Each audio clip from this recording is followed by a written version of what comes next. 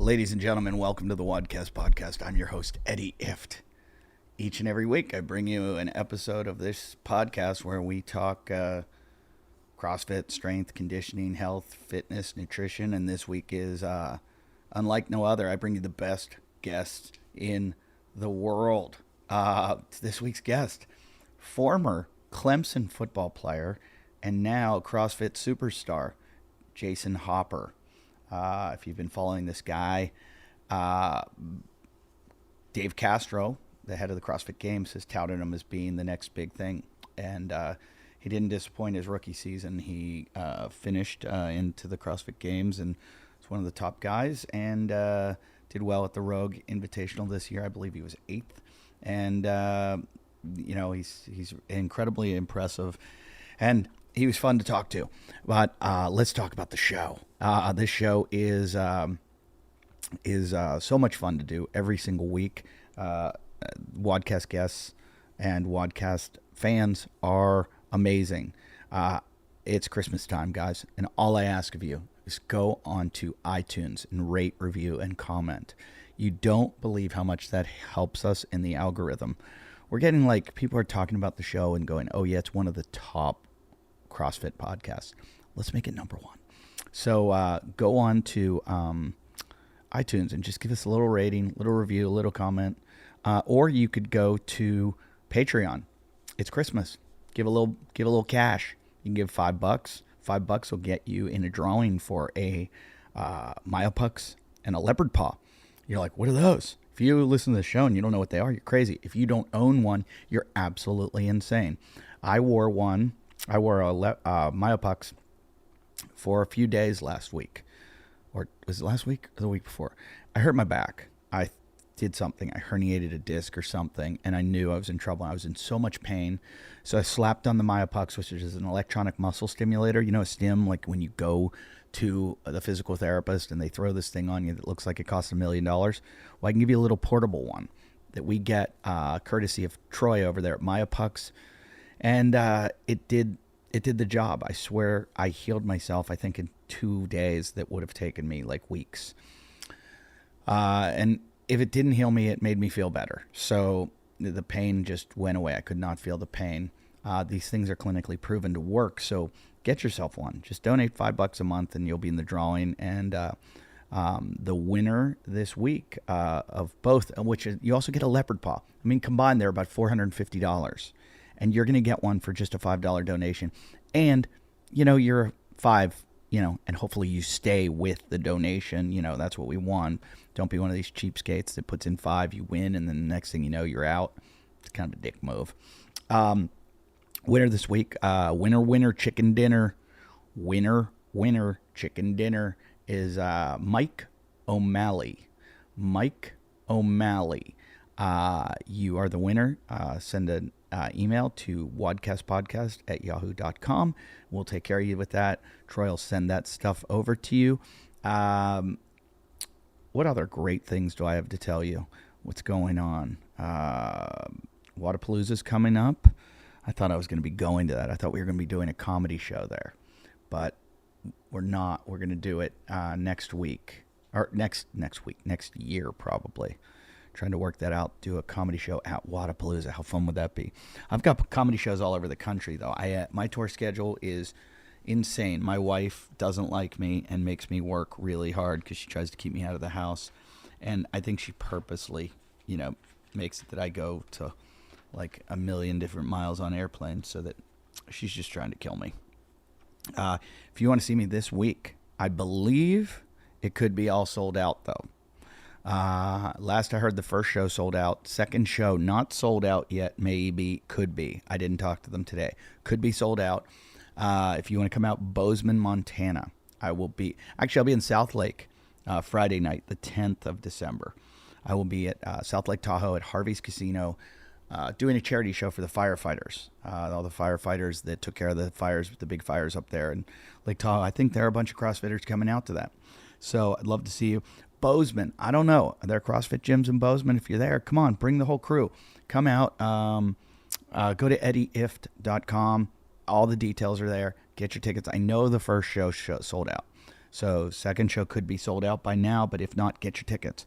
Anchorage, Alaska, the week after. I will be in Anchorage on the 17th and 18th. I think one of those nights I'm in Wasilla. Wasilla might be the first night, the 17th, and Anchorage is the 18th. Check it out. EddieIfft.com has all the dates. Then I head to Cleveland, Ohio, the 22nd. I never played Cleveland before. It's the first time in Cleveland. So come on, guys. Come out. Bring a big showing. Tell your gym it's a great Christmas thing. Plan your Christmas party around it. Bring the whole gym. That's the 22nd. That's a Wednesday night. Cleveland. I'll be at Hilarities, Pickwick, and Frolics. And then the 23rd in Pittsburgh, I will be at the Improv Comedy Club in Pittsburgh on the 23rd. 26th, I will be back in Pittsburgh at the Improv Comedy Club also. Then I'm headed for New Year's Eve, Scottsdale, Arizona. I will be in Scottsdale at the House of Comedy. Get your tickets that week. I'm there like even Saturday and Sunday after New Year's. And then the next week I'm in Boston, Laugh Boston. That's the 7th and 8th of January. Then I go to Sun Valley, Idaho. Sun Valley, Idaho. I'll be there the 14th and 15th at the Argios Theater. Come see me there. There's 2 shows. And then I'm taping my special, January 22nd at the Irvine Improv. I have told you this. All you have to do is send an email to wodcastpodcast@yahoo.com. All CrossFitters, I have set aside 100 free tickets. If you want to come to that show, I will give you, I was just talking to Ryan Fisher about it, I will give you free tickets to that show because it is a taping of my special and I want fans there. I don't want just randoms that come to see comedy. I want people that know me, people that like me, because this is my special that then will be put out on TV. So I want you there for the taping. The 28th and 29th, I'll be in Calgary, Canada, and then that's of January, and then February 3rd, 4th, and 5th, I'll be in Vancouver. February 17th, 18th, 19th, I'll be in Chicago. All my tickets, EddieIfft.com. That's a lot of dates, a lot to listen to. It's been a busy week. I am so glad to be home. I just got back from Reno. I was in Reno playing the Silver Legacy Casino. And I got back and I got home at 5 in the morning and threw myself in bed. But right before I did this interview, I slept. I have this new bed called a 8 Sleep, which is it's like the Tesla of beds. You heat it up and you set your temperature from an app on your phone of when you want to get in bed and how warm you want it when you get in, and it kind of monitors your heart rate variability, and then it starts to figure you out, and then it kind of what's the word? Not vacillate. I don't know the word for it of how it chooses your temperature. It's crazy. It's like a robot. And the bad part is it gets to know you. Well, every time I'm out of the house, my little daughter, Izzy, gets in my bed and sleeps in my bed with my wife. So the bed is getting to know her and not me. She's stealing my robot. And I love my 8 Sleep. It's, as somebody told me when I got it, they go, "Oh my God, you're never going to ever be able to sleep. You're going to be so spoiled. You'll never sleep in another bed again." And that's what's happening. And I love my 8 Sleep. 8 Sleep, if you want to send my daughter one so she stays out of my bed, I would love that. It's amazing. I was talking to a friend, and he goes, "You should work for 8 Sleep." He goes, "You really can't stop talking about it." And I was like, I should. I'd like to become head of sales of 8 Sleep because it's incredible. So onto the show. Nothing more to really say. I've already told you about Jayson, and we've got a lot of good guests coming up. I like when you guys volunteer me guests, when you tell me on our Facebook page or on our Instagram page, and you're like, "You should have this person," or "You should have this person." And I don't know if you've noticed, but I usually seek them out, and I send them a message, and it's pretty easy. I'll just say, "Hey, this is what we do. We'd love to have you on the show." And a lot of times they're familiar with the show. Sometimes they're not. And things go well. A lot of you have kept saying to me, I should have that guy Liver King. I don't know who he is, but he's like at Liver King on Instagram. And he's just like some dude that eats like a paleo type carnivore diet and, talks about lifting all the time and living kind of a paleo lifestyle. I reached out to the guy. Sorry, guys, he's not coming on the show. He got back to me and wanted me to talk to his agent, and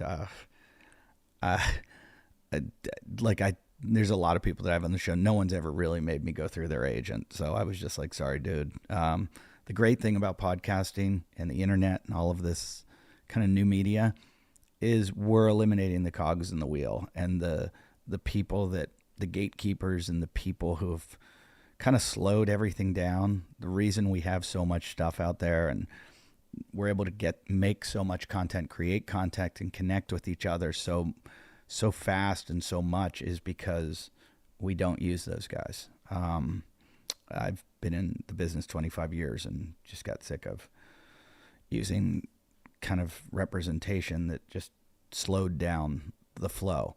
So sorry, Liver King's not going to be on the show. I apologize. But if there's someone else you want, reach out to them, reach out to me. I'll reach out to them. Always love to have great guests on the show. And I don't know. So today, awesome guest. Hope you enjoy. And we'll have a couple more episodes before Christmas, but enjoy your holiday season. How you doing, dude? I'm doing great. Living life. Been enjoying it. It's amazing here. Weather's awesome in South Carolina. Oh, that's where you are? Yeah. Where are you at? I'm in Southern California. What part? I live in Malibu. Nice. I can't complain about our weather. I'm sure it's nice there. You know how you set your thermostat at like 68 to 72 in your house because it's perfect? That's what God did to California. That's funny. I get a lot of shit living here. People are always like, your taxes and blah, blah, blah. I'm like, yeah, it's supply and demand. Everybody wants to live here because it's amazing. And there's a high demand and a low supply. Too many people here. I get that. What part of South Carolina? Greenville. I've been to Greenville. Is that where you? No. Where's East Carolina? That's in North Carolina. Oh, North Carolina. I did a show at that college. South Carolina. Where's Greenville? Greenville is in the upper state of South Carolina, near Clemson. Okay. Yeah. My in-laws are from Charlotte, so that's like at the bottom of North Carolina. We're about an hour and a half, 2 hours away from Charlotte. Yeah. I've been down there a bunch in South Carolina. They go right over the border. That's where I go to get my fireworks. I hear you. Yeah. I hear you. Life is pretty good. You look like you're in is that your apartment, your house? Well, I live in some lofts. I was going to say, it looks very California-like or Manhattan. Yeah, my wife is into big, tall ceilings, so that's nice.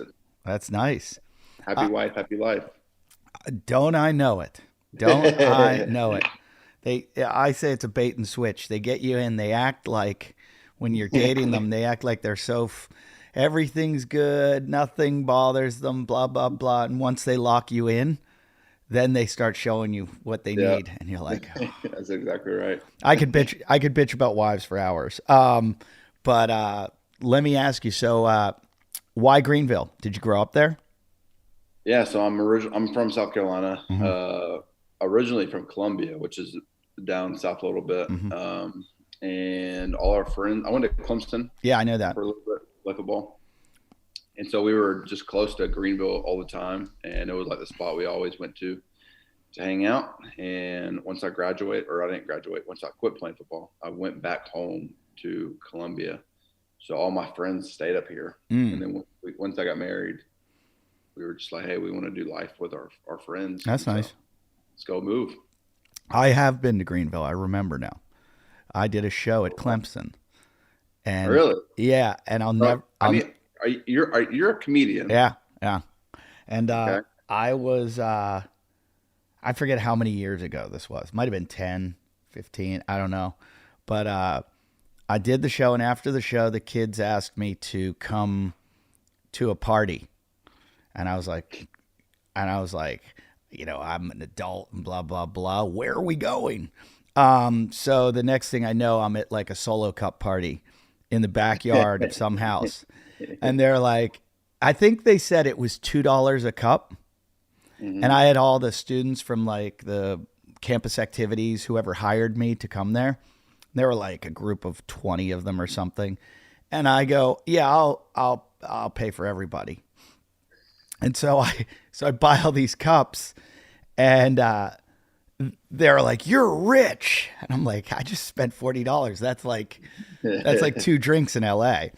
So we're sitting there drinking, and all of a sudden the cops come, and everybody starts to scatter into the woods, and I'm an adult, and I just stand there and I wait for the cops to show up, and the cops go to me, "What are you doing here?" And I'm like, "Having a beer," and the cops are like, "You can't be here," and I'm like, "I'm over 21," and they're like, "Yeah, well, you're contributing to minors."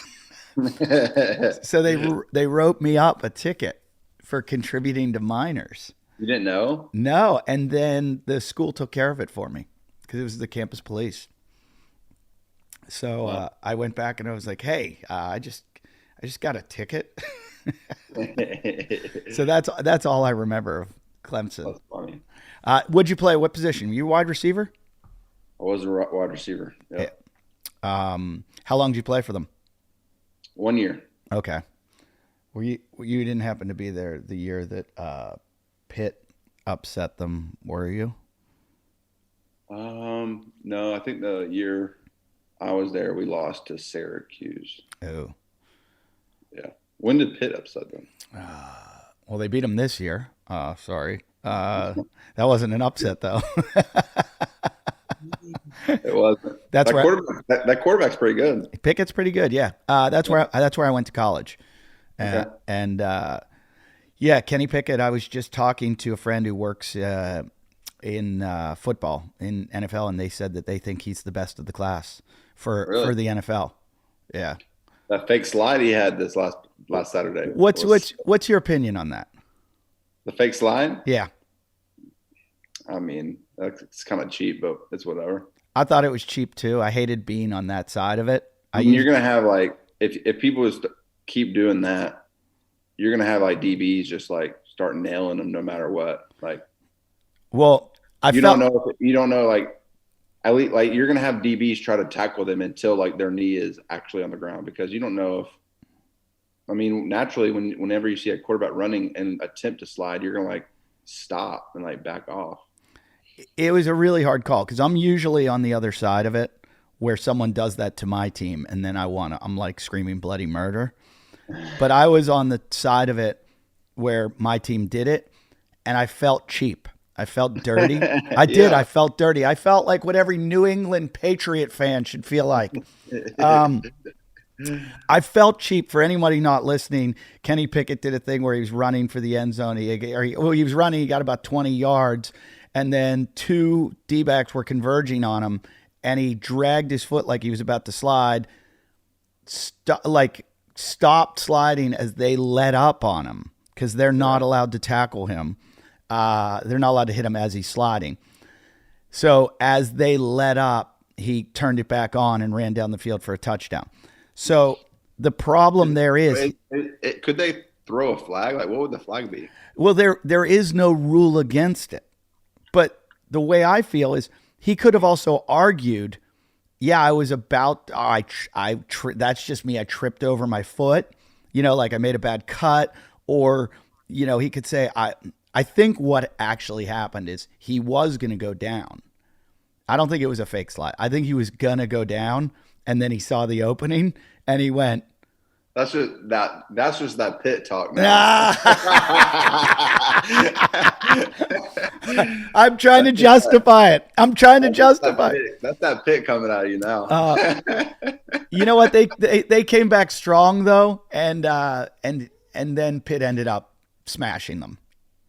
He's the better quarterback, way better quarterback. Yeah, he's good. Yeah, it's amazing the talent that's out there this year. It's just crazy how many good quarterbacks there are. Yeah. So it's gotten to be a weird sport.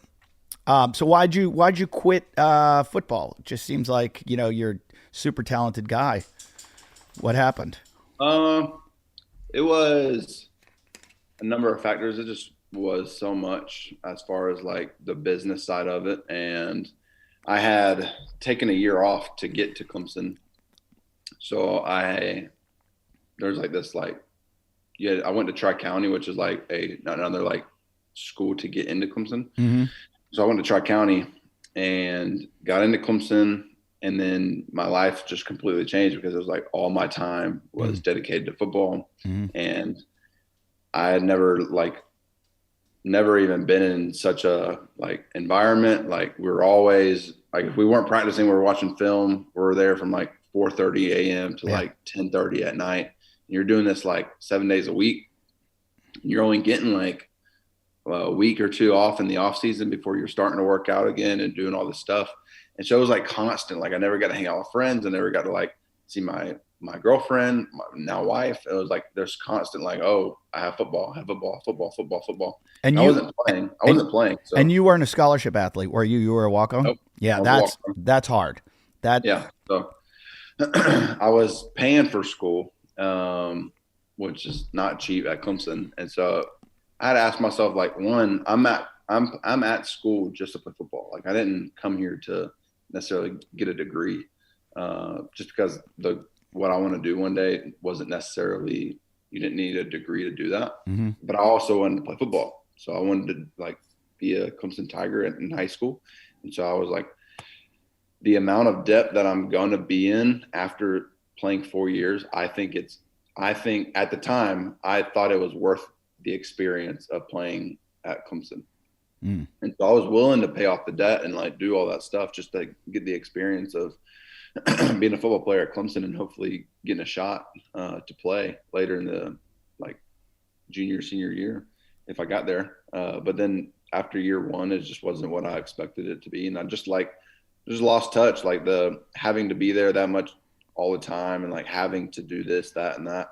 It just took the fun out of the game for me. I mean, I commend you for even making it a year because without having a scholarship, some people, I mean, there's a lot of glory in Clemson football. There's a ton. I ran track. People love in college. There's a drinking game when I say I ran track in college.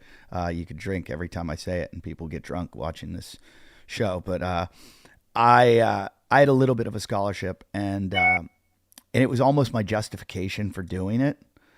And at a certain point, I did that where I went, wait a minute, the amount of hours I'm putting in, I'm getting paid like $1.50 an hour. Yeah. You know, this just isn't worth it. And there was zero glory in what I did. There'd be 2 people at my track meets. And nobody, like, I'd come home from a track meet and my girlfriend wouldn't even ask me how I did. Yeah, like she was like, who cares? there was just no glory whatsoever. Right. And at least in Clemson, you feel like you're part of something. I was going to say, because for a second, I was going to say, why didn't you leave and go to a school that would actually give you a scholarship? Because I'm sure you could have played somewhere. But your dream was to be at Clemson, correct? Like that was the thing. That's what you wanted to play. So I had a few scholarships out of high school to go play. Like Coastal Carolina offered me, App State offered me, Gardner Webb, Presbyterian, like all these smaller schools. Like I said, like I've always wanted to like have the most extreme experiences, and I wanted like to live the dream, and it's like I don't want to settle. And so I've always worked hard. In high school, it was always like I'm going to work my tail off as a wide receiver to hopefully play D1 football and play at the best school in the country, wherever that would be at the time. And I get to my senior year and I get a preferred walk-on spot from Clemson.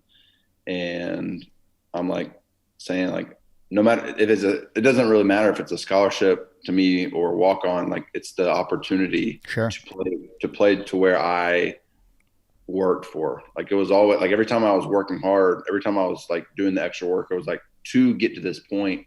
And so I just didn't want to settle, and I was willing to do what it took to play at that level. And in your head, were you thinking I'm going to earn my way, you know, into scholarship and into playing, you know, like, or, that was obviously the goal. Like they were, Adam Humphries was playing at the time.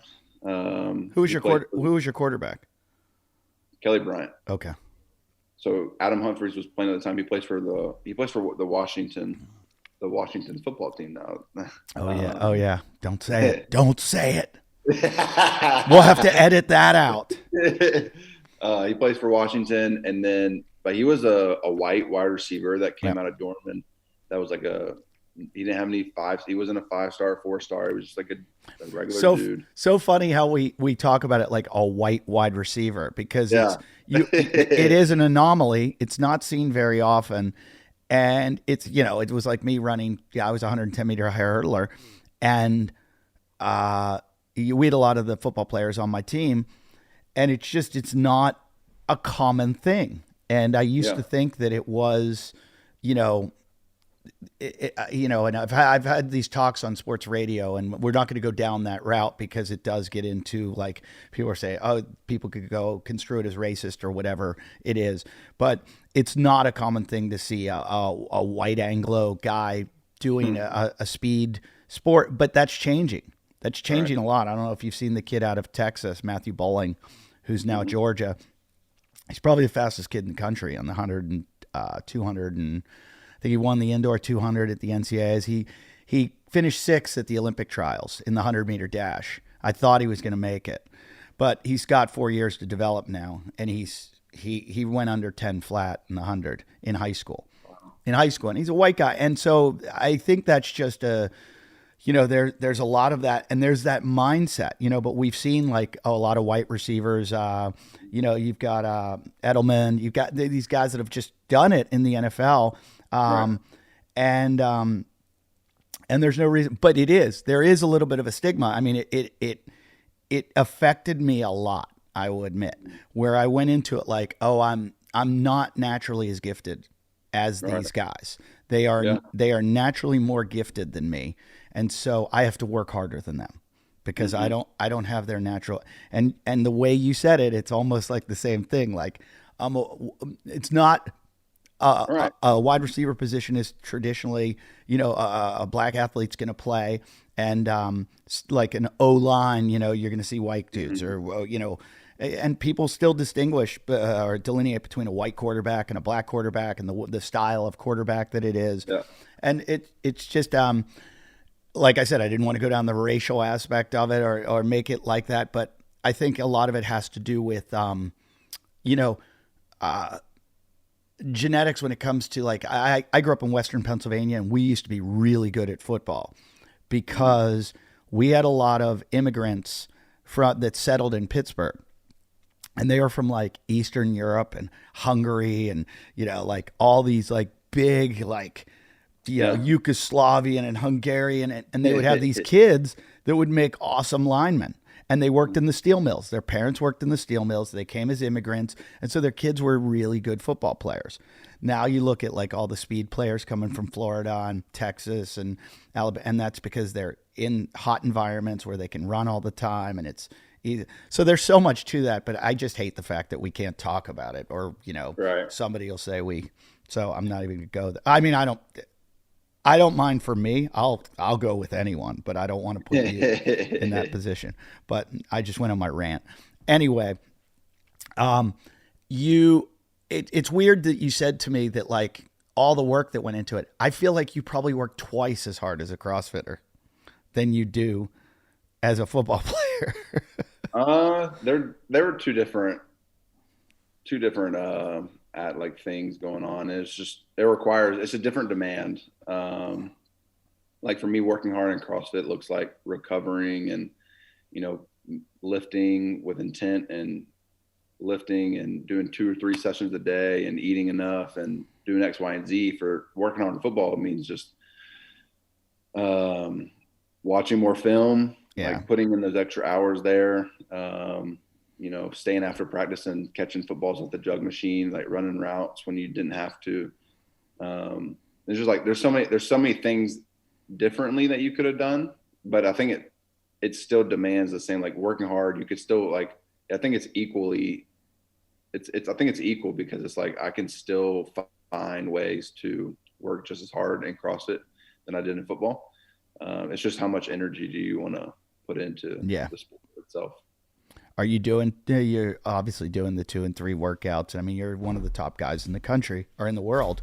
How did you find it? Were you doing Olympic lifts with football and then just, went that way, or what happened? Yeah. So I was Well, I lifted. I had a background in a little bit of like the gym, obviously, because I Yeah. played football, and so we worked out in high school. We did a lot of conditioning, so I ran stadiums all the time. We did gassers. We ran a ton, so I was like I had that conditioning base already, and then we squatted, we benched, we pressed, we did all these like It's all powerlifting. yeah, all powerlifting, and we cleaned all the time. In high school? Yeah, in high school. Did you really? Yeah, we never cleaned and jerked. I never jerked or Yeah. snatched. Yeah. And if we did snatch, we did like every a little bit, but it was like 95 pounds because we Yeah. didn't know how to snatch, and so you're not going Right, right. Well, that's why I asked that question. Yeah, I didn't learn that until so I took that year off to play football at Clemson, and I jumped into a CrossFit gym in Clemson because I didn't have any space to work out at because they didn't let me work out at the facility. I wasn't on the team at the time. When you first got to Clemson? No, when I was at Tri County. Oh, So okay. Okay, I got you. Clemson, I had to go to Tri County for a year. So that's where you were going to CrossFit. Yeah, so that was my training for football was to do CrossFit, and that's when I basically learned how to do all that stuff. And then I quit CrossFit to go play football at Clemson. How prepared do you think CrossFit got you for football? Not as prepared as you might think because I came from Pure football. I came from football. I came from high school. We lifted, we squatted, we benched, we cleaned, and we did a bunch of. I was already conditioned because I had been still doing those things that I did in high school, preparing for playing football. Right. The reason I ask is, a lot of people, and I say it myself, I'm like, oh, if I could go back and do CrossFit, it would have helped me so much in all my athletics and blah, blah, Right. blah.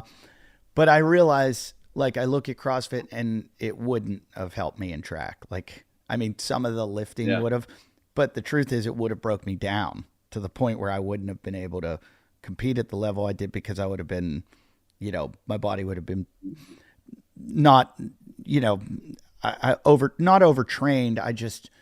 It's a different stimulus. It's a whole different thing.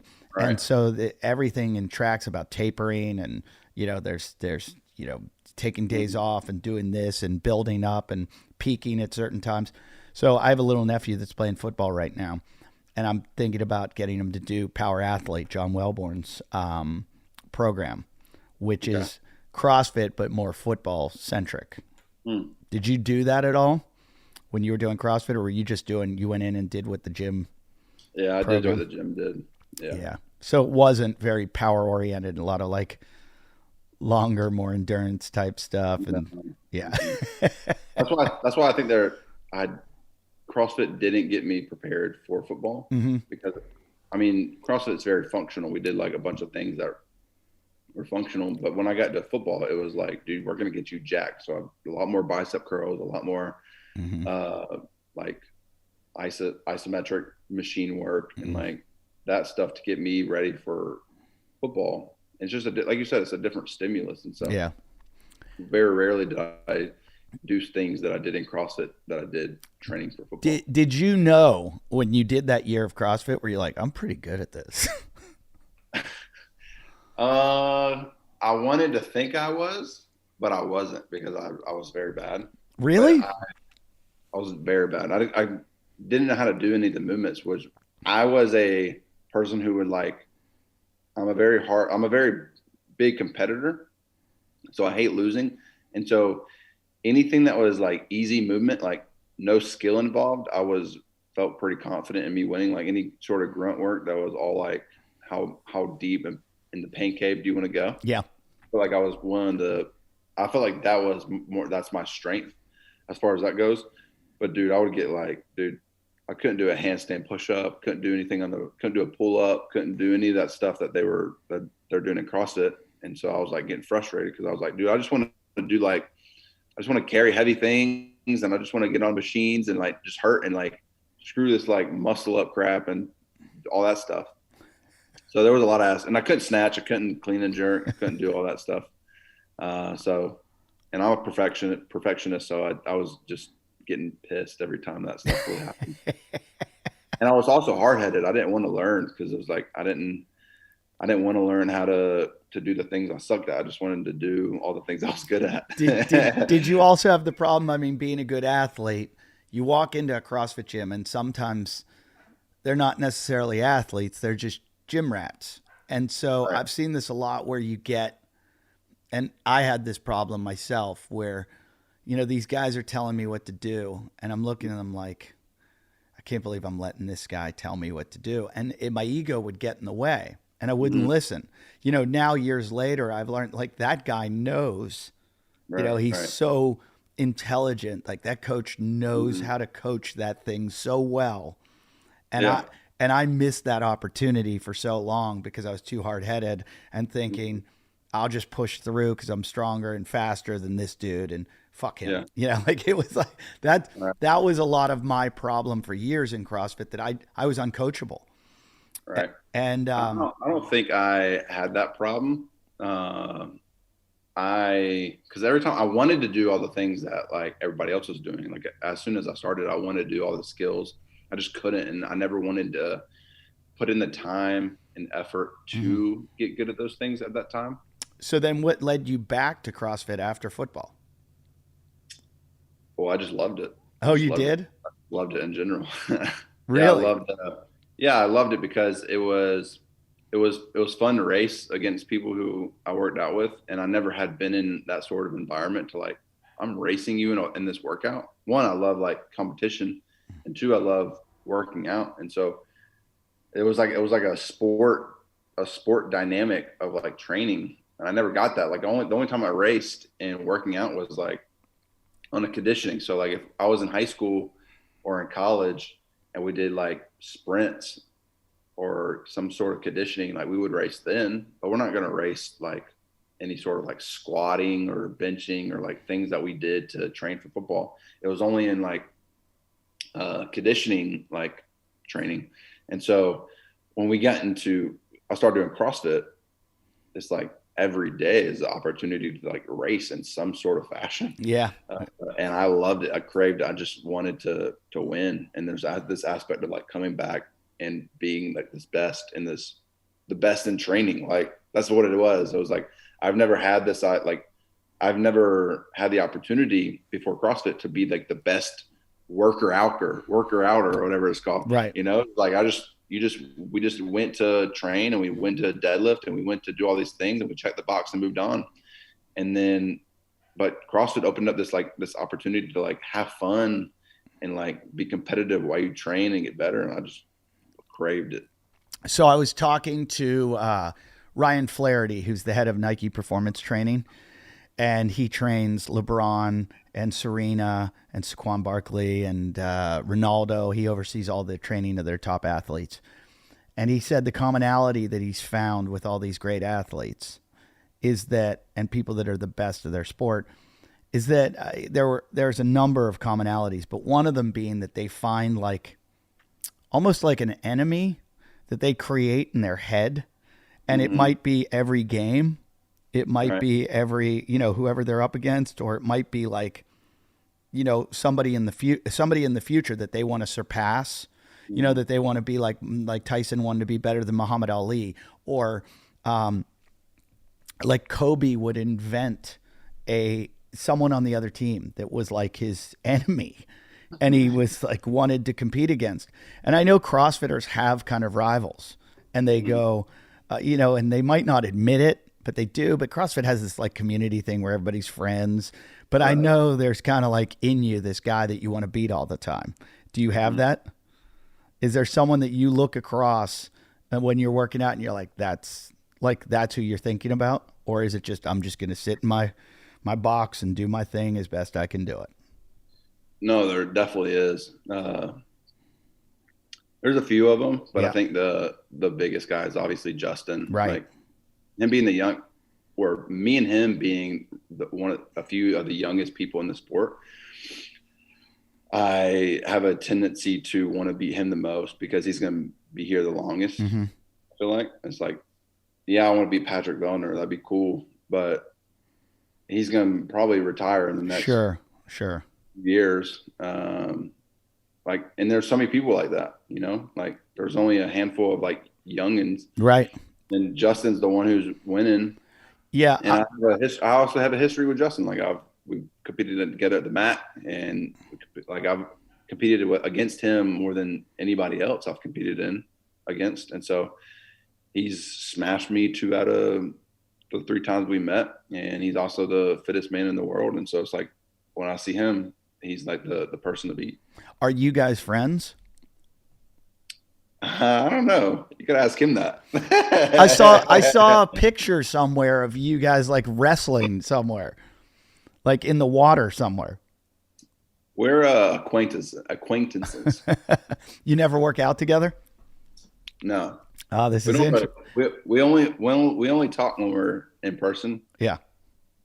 But I'm sure we're friends. It 'Cause- depends what your idea of friend is. Well, it's interesting, see, because CrossFit's different. In some sports, you guys would never come near each other. You know, it's almost like MMA. And then CrossFit, in the beginning of CrossFit, all these guys that were competing against each other, I mean, they were like picking each other up and helping each other across the finish line, and they were best buddies. And then you had the Froning Frazier clash, where these two seem to be, you know, and I'm not a shit stirrer, but for that situation, I was constantly like, let's pay-per-view these two. I want to see a one-on-one pay-per-view, you know, right. And then let's see what can happen. And, right. Because they're both incredible athletes and amazing. And, I think you're right about not having to worry about the Vellners, and he is your competition. But I also would worry that the way this sport's going, that you got to worry, not that you have to worry, but the guys that are going to be your competition are coming behind you, the younger kids. I think this is a younger sport, and but I also think you got Ricky Gerard to worry about. Yeah, I think Ricky is going to be a top contender this year. And yeah, I think he's just too committed, and he's been for 4 years preparing for this. And I just watch his little videos, and from what I take of it, he looks good. He looks strong. Yeah. And so it's getting to be a good field of guys. You were touted by Castro as being like the next big thing. And I don't know, did you feel like pressure from that, or were you just, you know, were you happy about that?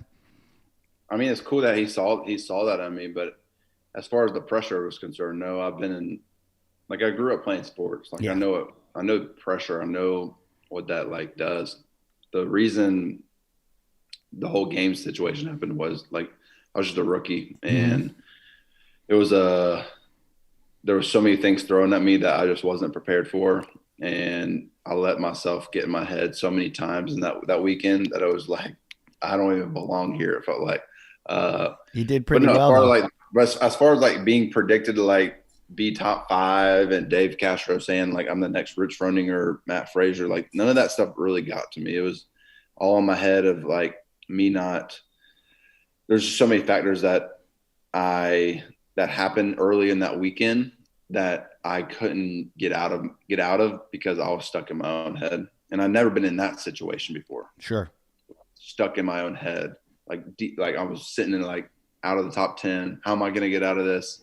And then like it just keeps getting worse and worse, and there's so many factors that are playing into it, and you're just like fighting every single day, every single event, and sometimes you do well, and then sometimes you don't. And so it was just a constant battle of like, how do you bounce back? Like if you have a 33 place finish, like how do you come back and like actually erase that from what was the event that threw you off?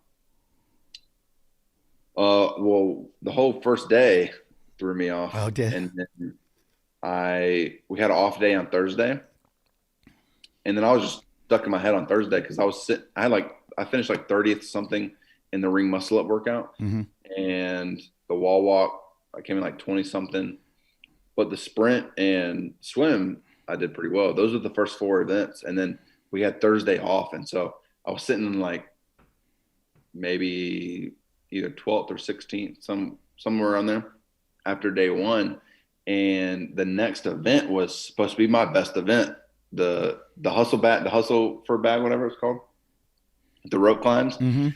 And I was like, this is going to be my way of like getting back into things. And I hyped it up so much in my head that off day. Like all I thought about was how like hard I was going to go and like I was going to win that event. I hyped this up in my head, but I was also like the immaturity part of it was letting the first day impact the way I was strategizing for this event. Like I was working my way from backwards. Yeah, you're fighting back. I was like so like negative about these other events, and I was letting it affect my pacing for this event because I was like, I am stuck in this hole. I have to win this event, either like to get back into things.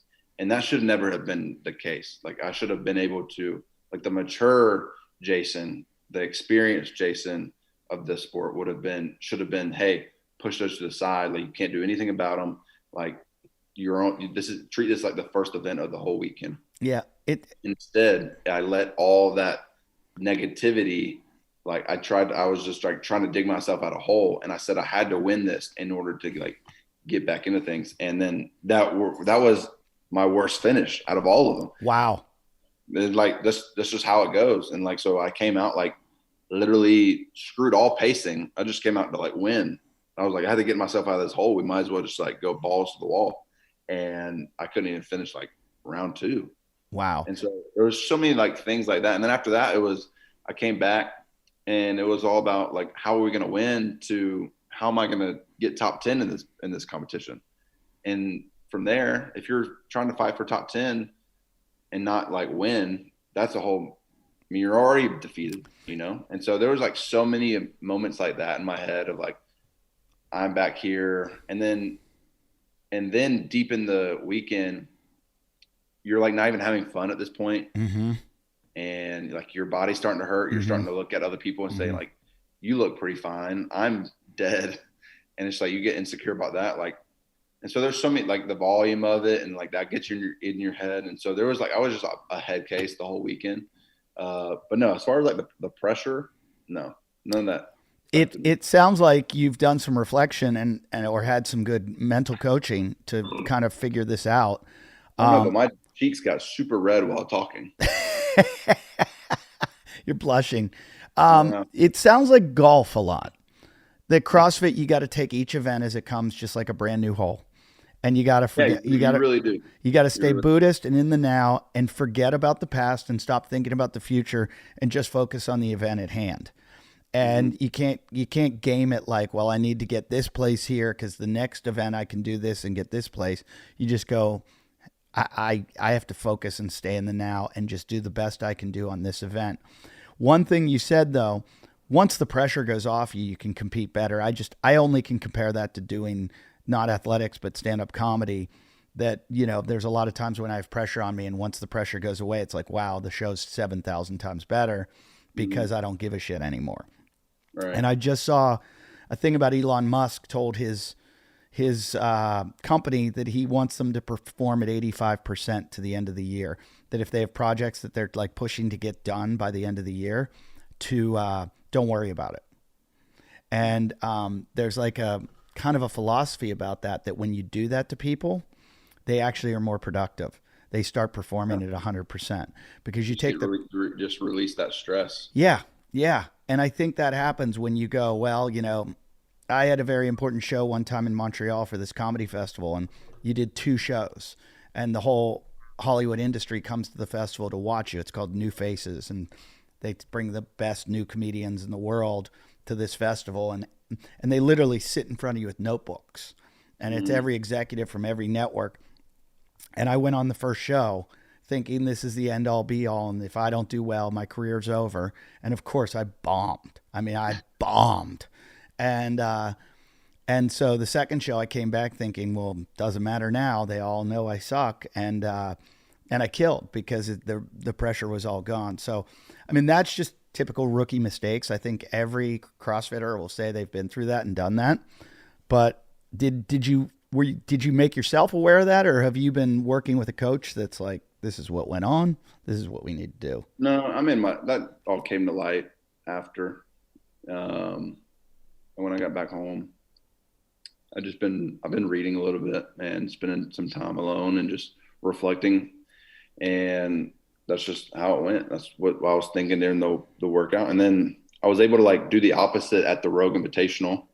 And so that's how I knew, like I matured a little bit as far as like the experience goes. Like I knew how to handle this experience if it was bad, and like turn it on its head at the Rogue. And so, yeah, like I wrote down a lot of notes that I had during that week at the games, and just made sure like, hey, like if I ever feel these things, like you need to go look at those notes, you know? Yeah, that's smart. You don't need to like, don't do like, you made that mistake again. You made that mistake. Don't ever let it happen again. You know, like if you have a bad workout, like you can't act like you can't be down in the dumps. Like you can't let that happen. So like when something like that does happen now, it's like I now have the choice of like, hey, I can either bounce back and like actually move on from this and let's go have fun on this next event. So be upset about it. Who are you using for coaching? I just read a lot of like mental books. No, but I'm saying like your CrossFit coaching. You don't have a coach? Oh, I thought you said mental coach. Oh, no. I work with Matt. Oh yeah, I forgot that. I know. Yeah. So you use Matt's programming, or do you have specific programming for yourself? No, I use Matt's programming. That hurt. Did you hear that? What happened?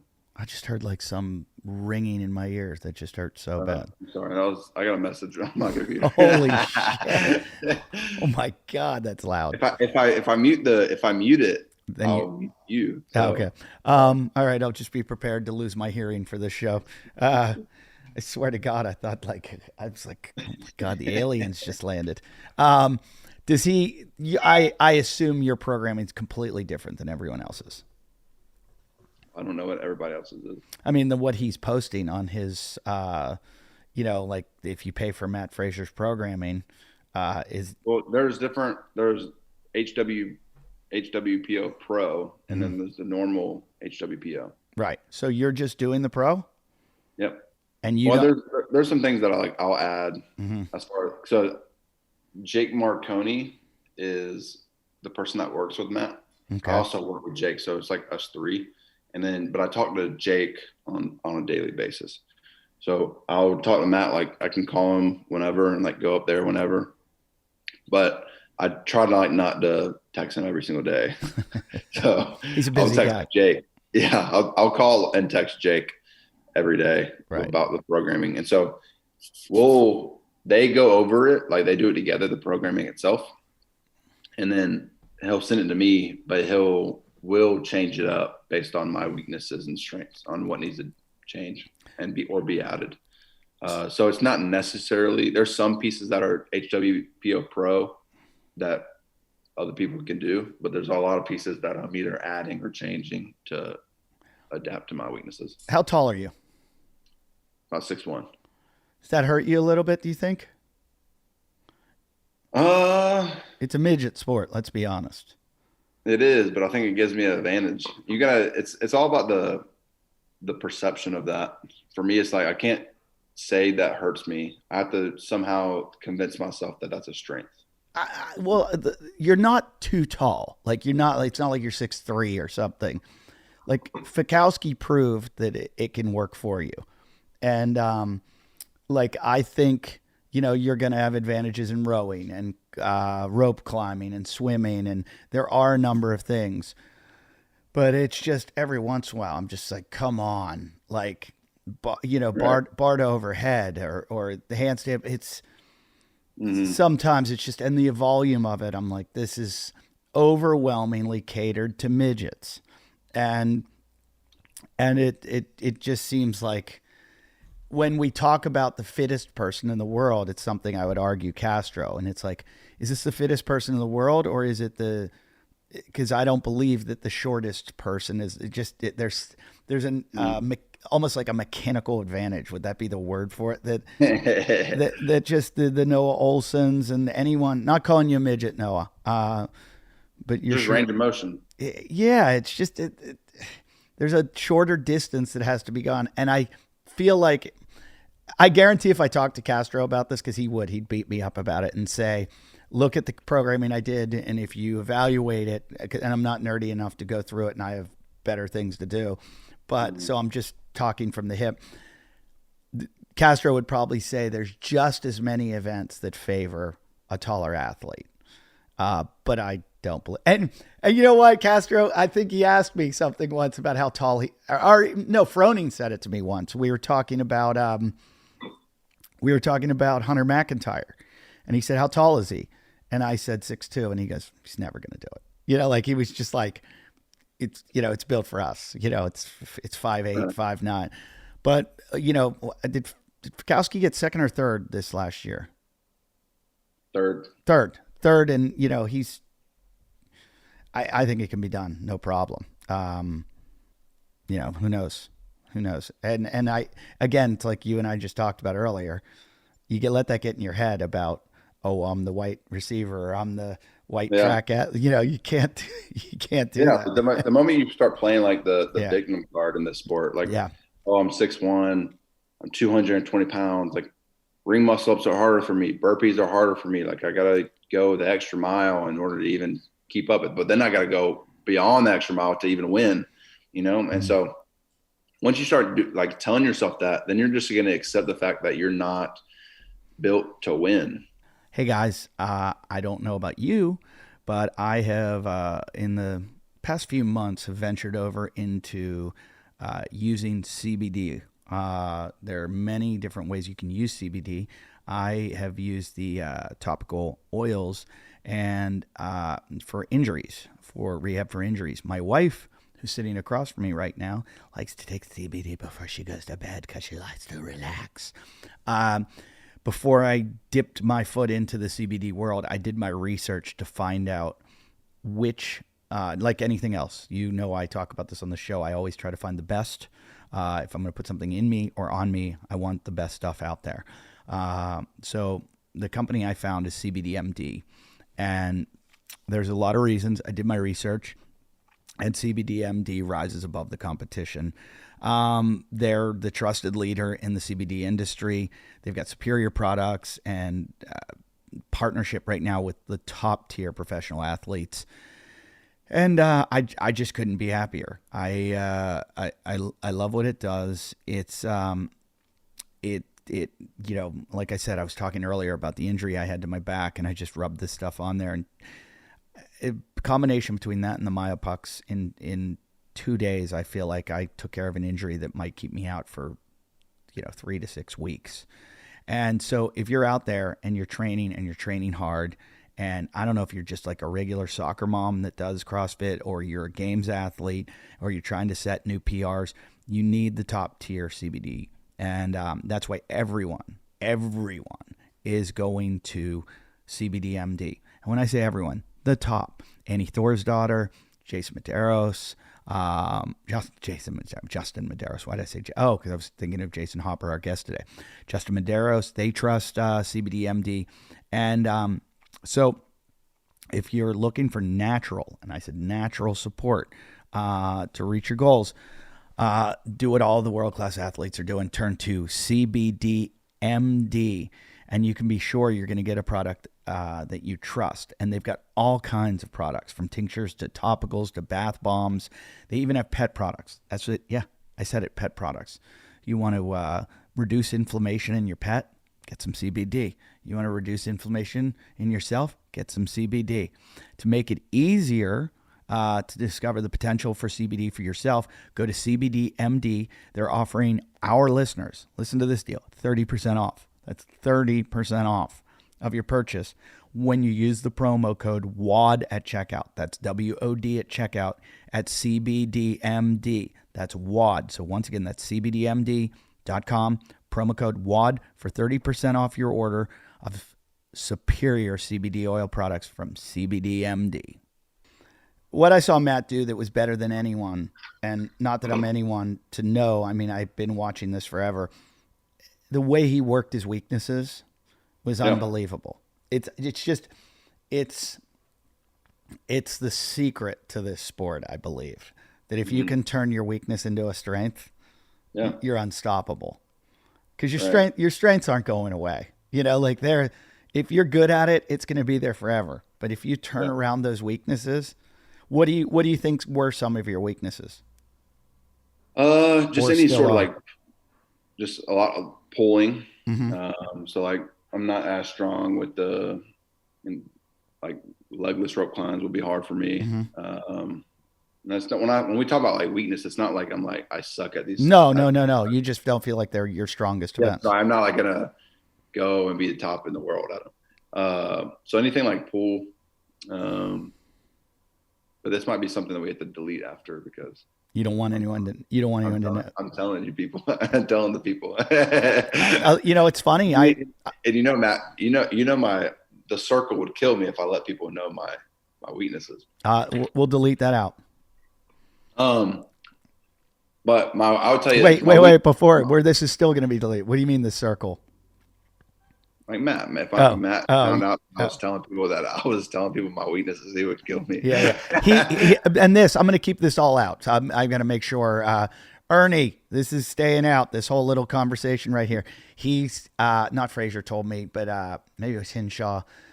Just about Matt and where he was in running wise and everything and how he worked it, but he was very secretive about a lot of things, and so is Medeiros. I tried to get some stuff out of him, and I've always said that I was like, if I was one of these guys, if I'm one of your top guys, I wouldn't tell people shit. There was so much sharing in the beginning of CrossFit. I'm like, there's too much money at stake, and there's too much like winning, and don't tell people, don't tell me shit. Like you don't have to tell me anything. I want to know, and I'm going to try to get it out of you, but don't, because there's still a lot of stuff like, look, I'm a comedian, and most of this can stay in because I'm not getting anything out of you. I'll go back and selectively make sure Ernie doesn't, because this is some stuff what people would want to hear. I'm a comedian and I'm competitive. I want to be better than other comedians. I want to be the best comedian I can be. It is an art form, and I like to see other people be good and funny. I'd like to see us all get better. But and I do help everybody and give advice to everybody and believe it's like artistic. But there's also stuff about my career, like stuff I know that I share a lot, but there's some stuff I still keep, close to me, and I don't want people to know my secrets, because I want to excel, and if everybody knows it, then I don't have that anymore. So I get it. I understand, not revealing your tricks and trades. If you ask me again, I'll tell you. If you ask me, is this recorded? We'll record now. Ernie, you can record now. So seeing that you have no weaknesses.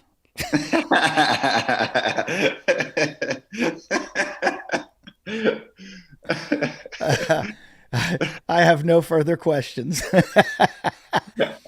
How's your running ability? How do you feel about running? A lot of CrossFitters hate it. I love running. Like even long distance? Mm-hmm. Really? Yeah. Wow.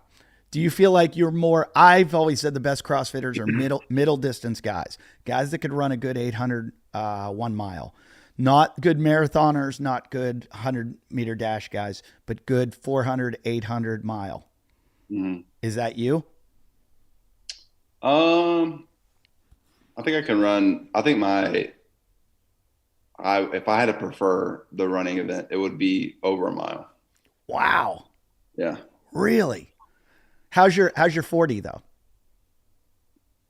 4.7, 4.6. Yeah. People don't realize how fast that is though. But like I said, like I like going into, I like testing myself. And so like, I love the pancake, and a lot of people don't like the pancake. So they would like to get that stuff out of the way in 800 meters and it be done, like maximal effort right here. I'm done. And it's all talent. But once you get over that, like that 800-meter threshold, it's all about like that question of like, how much pain am I willing to endure? Like you got to start asking yourself that. You're starting to get into that feeling of like, this isn't maximal speed, but it's like, how much more can I give? And that's the reason I like the mile or anything over the mile, because it allows you to tap into that threshold of like, how much more can I give here? Like how faster can I go? Like, yes, I'm not redlining because that'd be stupid. But like, how close can I get to that red line, of like 2 miles, 3 miles, 4 miles at a time? From my running background, I know the 100 meters never going to hurt you ever. It's fun. By the time it's over, you push so hard and you don't feel a thing. 200, little tiny bit. 300, you're starting to get into 400. You are hitting pain. You are hitting a pain that you've never felt. The 800, I think, is the ultimate, just weirdos, people that are sadistic or masochistic, are in that, and the miles just as much. Anyone that I look at them like you're a unique individual, and I think CrossFitters are all that. They're milers. They're 800 to mile, and to even say you could go over that, that's where the pacing begins, where you're relieving the pain a little bit, and it's a little more like strategy and what does my body have built. But that anyone that can push a mile, I tell people to go do 1,000-meter time trial, like to do your mile fast, do 1,000, and then like a month later do your mile. Well, the reason I like anything over a mile is because there's not a whole lot of thinking anything like before the mile. Like if you're running 800, that's relatively quick, 3 minutes or so, faster than that. And so there isn't like, that's a Fran workout. Yeah. And so there's not much thinking. It's like all you're thinking about is like pushing as hard as you can to like red line at the very end for this workout. But whenever you get, and even with a mile, it's like a couple minutes faster, it's 5 minutes, 6 minutes. And so like, that's relatively quick to other workouts. I'm saying anything past the mile, anything where you get to like running and you're in a workout and you're running for like 7 minutes, 8 minutes, and it's at that pace that like hurts, but like you don't have to like necessarily like go faster, but you don't have to like dial it back. Like you have 4 more minutes until the next wherever, but you have that, it raises the question of like, I can go faster. Am I willing to go faster? Like I think the perfect example was at the games when we did that workout, 30 toes to bar. Yeah. In like a 1.5 mile run, 2 miles maybe. I don't know what it was. You know what I'm talking about? Which one? Say it again. It was 30 toes to bar. I think 1.5 mile run, 30 toes to bar, 1.5 mile run. Is it the one where you guys kind of did the same thing twice? Yeah, we did it twice. No. You're talking about the cleans in the run. I don't know. You got to ask Dave about that one. There was some explanation for that. I don't know what it was. I'm talking about we ran 3 miles total. And it was like a time where it was like, I mean, we weren't sprinting. Right. But we were pushing the pace. And for me, that's the kind of workout I like. It's like, okay, who's willing to go fastest in this 1.5 miles twice? Because you're not gonna sprint it. You're not even going 95 miles an hour, like 95%. You're going. You're doing a 5K. That's a hard run. I know. That's what I'm saying. It's like that's where you have to ask the question to yourself, like, how much are you willing to hurt? And I got to be honest. You guys are deceiving. I watch you run in those events, and if you just showed me a video of you guys running and said, what kind of pace do you think this guy's running? I'd go, oh, it looks like an 8-minute mile. And then you see your times and you're like, what? They're flying. Why do they look like they're not moving fast? You guys all look like you're just jogging. And then you see the times and you're like, holy shit, he's moving at like a 5-minute mile pace or something. And it just looks so casual. And maybe it's attributed to how well conditioned you are, that it just doesn't look like but it doesn't even look like your bodies are moving fast. And maybe that's because of the size of you guys, well.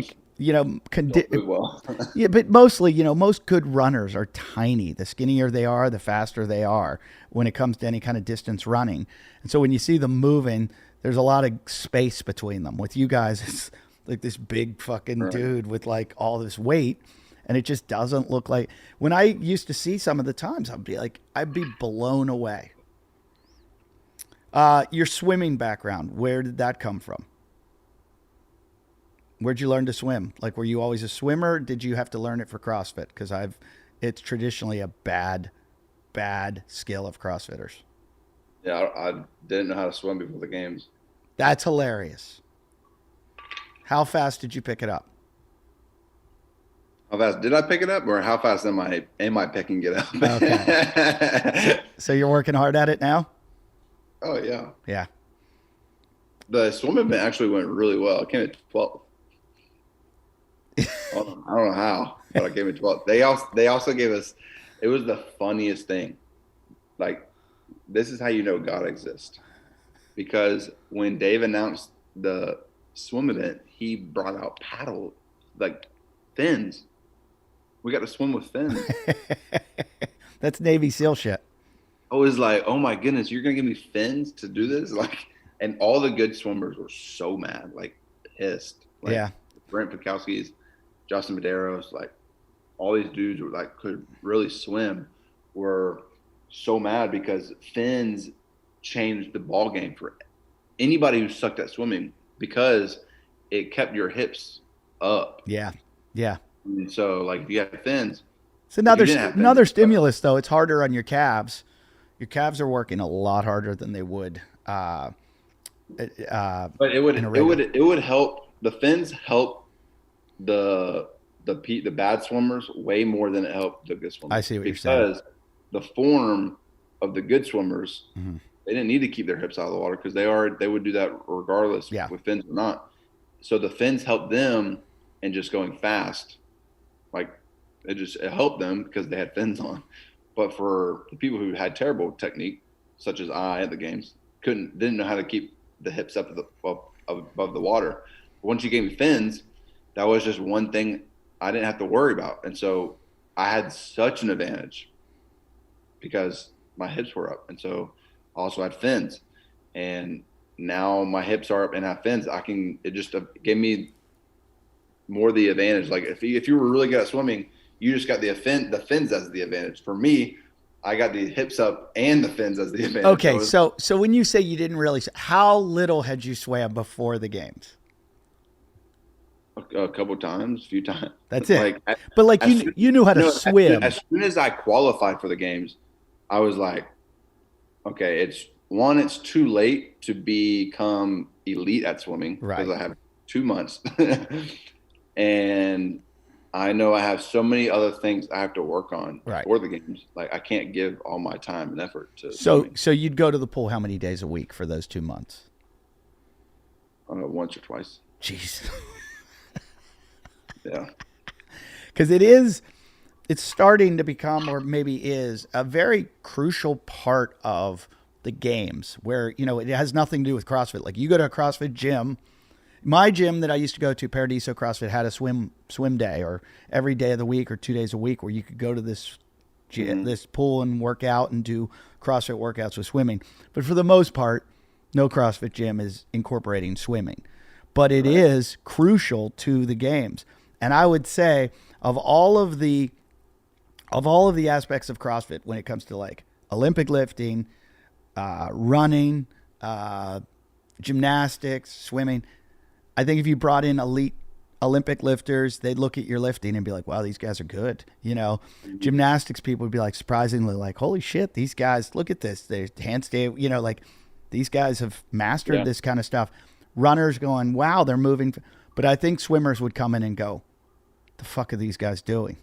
And I think it's just because of the size of you guys, that it's just, swimming's not built for that. But some guys, like you've got a Fikowski and a couple other guys that really can swim and can move in the water. So I don't know. You guys all baffle me how it's amazing what you can do. Are you a Nike athlete? I am. Nice. That must be nice having that giant monster behind you. It is nice. Yeah. I don't think you could have a better sponsor out there. Does that, do you feel like, it does, I don't know how to ask this question. Are they your main sponsor, or do you have a lot of sponsors, or is it just? No, they're my main sponsor. Okay. Are there other sponsors too? Yeah. So I'm sponsored by just 2 people, GoWad and Nike. Okay. What's GoWad do? GoWad is the mobility app. Okay. Oh, Yeah. that's good. Something I need. I'm a mess. Yeah. I have a sore back from driving 8 hours last night. Oh man. I drove 8 hours from Reno to interview you Really? because I left my shit at home. Yeah. So I got up, or I did my show last night at the casino in Reno, and then got in the car and drove to LA this morning. Got home at 5 a.m., went to sleep, and woke up to do this, and now I got to go pick up my kids. And then I've got so many more shows. Oh, I'm losing my mind. So you pretty much stay around there. What's your schedule like for this year? What are you going to compete in? I just did Rogue and I did Wodapalooza. I'm going to do Wodapalooza. Wodapalooza's in mid-January? Yeah. And those are the only 2 you're going to do, and then open. Yeah. And I assume they're doing this year just like last year? I don't know. I haven't seen much change to the format or any talk of it. I think this is. I don't know if they'll do the same for semifinals as last year. Sorry for not paying attention, but how did you finish at Rogue? 7th. Okay. How'd you feel you did? Great. Yeah? We executed every event exactly how we wanted to. Okay. Even the bad ones. Except the last one. I crapped the bed on the last one. But as far as the other 6. How do you like the Rogue format to the CrossFit Games? Does one lend to you better than the other? Or are they the same, do you feel like? No, they're definitely different. The Rogue is just, it feels like a semifinal a lot more because it's less events. You're done in 3 days. It was 7 events. And you just can't do that many things in 7 events. Right. You can't swim. You're not going to do like things like that. And so it's very like, here's your genetic. It's very CrossFit, you know? Yeah. And so that was that. And then, but they're completely different. They have some things that are similar, but. Where do you train out of down there? This place named Crash.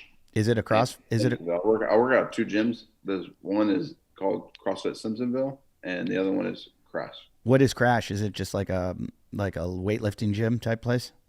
No, it's a CrossFit gym. Oh, really? So how come you go to 2 CrossFit gyms? Well, one has a lot more equipment than the other.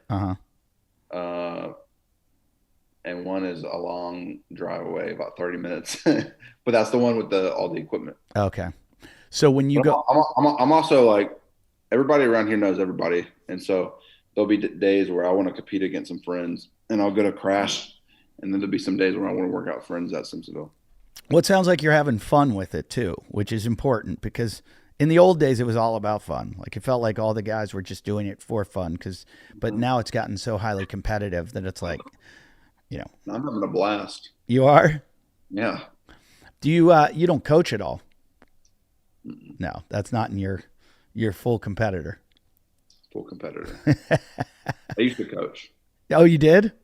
Yeah, for a little bit. Jay, you got your L1? I do. Yeah. I do. Yeah. And what's your wife do? So we just started a vlog on YouTube. So subscribe. Gotcha. Jayson Hopper what on YouTube. It's under Jayson Hopper? I think so. I don't know how that works. Sounds like Jayson Hopper. Sounds like me. My wife runs it all. So she basically runs our YouTube channel. And then our first video is coming out in a couple weeks. We don't know. I don't know. She knows. And then she's also a receptionist at a barbershop. Okay. Which she does from home. So she does wherever that. And you're full-time training. Yeah. That's awesome.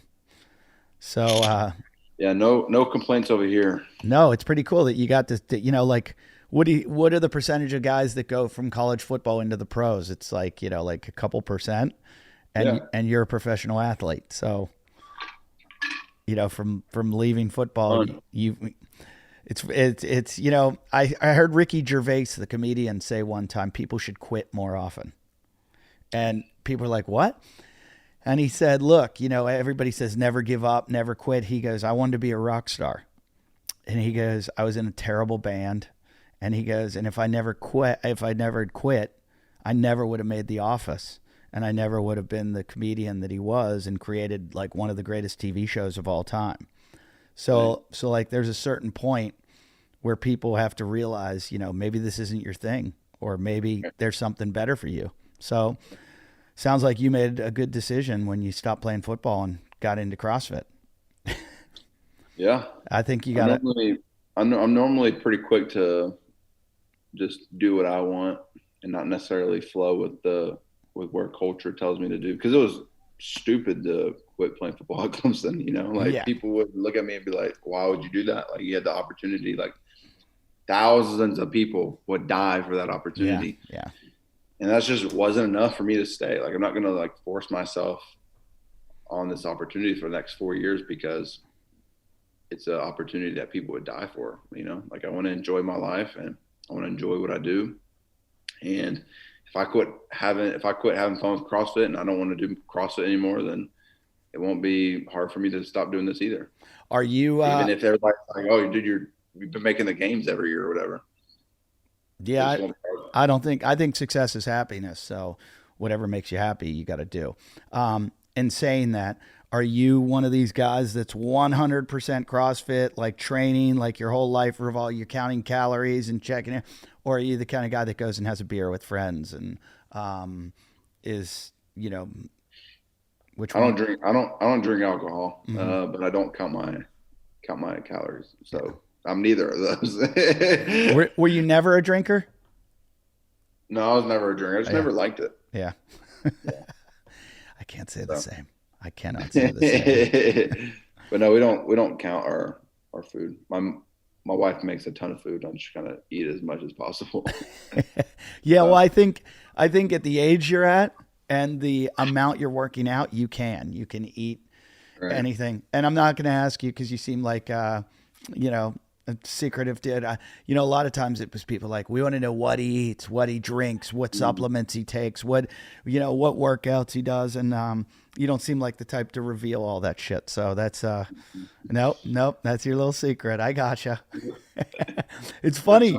You just don't say. No, it's so funny when some guys do that. I'll just be talking and all of a sudden they just go. I'm like, wow, these little secrets. So. Well, I look forward, and I was going to come to Wodapalooza, but I can't. I got to be I have gigs that weekend. But I look forward to seeing how you do there. I think you got a huge future ahead of you, and it's nice seeing a whole new crop of guys come up that are gonna smash this thing. So I look forward to watching you and Medeiros and Ricky Gerard all butt heads and show us what us civilians can't do. Wow. Well, I appreciate that. That's so kind. Yeah. Well, hey, thanks for your time. And again, your blog is going to be where? Jayson Hopper on YouTube. Blog, Jayson Hopper, YouTube. Yeah. Subscribe. So that's JAYSONHOPPER. Can they find you on Instagram? They can. JHopper3. JHopper3. What was your name number when you played football? 3. That was it? Not at Clemson. It was 88 at Clemson. 3 in high school. You can't change it on Instagram. Yeah, I like the low numbers. I wide receivers. When I played, I always liked to be like number 1, or I hated, when they'd be like, no, you got to be in the 80s. I'm like, I don't want to be in. It's a bore. 80s suck. I want to be like under 10. Yeah, that's what we were. I love when I see a 0. Yeah, and I'm like, wait, who? How did they do this? Like, how do you get number 0? That's the best one. But so it's JHopper3. Yep. At JHopper3. Check him out. You'll see him at Wodapalooza, and check out his Instagram and his new vlog on YouTube. And thanks, dude. I appreciate the time, and I'm looking forward to watching you. And you seem like you got your head on straight, and you know what you're doing. So I Trying can, my best. yeah. I can only wish you luck. Well, let's do it again. All right, Thanks. awesome. Yeah, we'll talk to you maybe after you win Wadapalooza. Yeah, absolutely. All right, dude.